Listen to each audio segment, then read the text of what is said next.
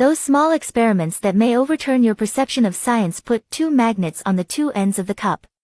You will then see the magnificent sight of a tornado in the water. Roll the match head and stick into the tin foil and pinch the top tightly. Take tin foil to make a tail, fix the 2 together and heat the match head. You'll be able to simulate a small rocket launch. Stick tape on a balloon filled with water and puncture it. The water flows as if fixed. After soaking the small conch in white vinegar for a period of time, the little conch will become transparent and the paint will be dripped in the cooking oil.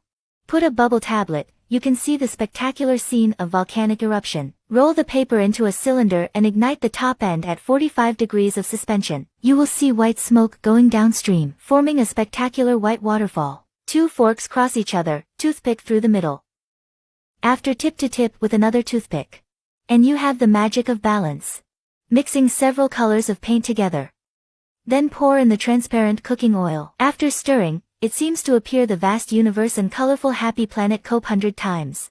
How about experimenting with your child yourself?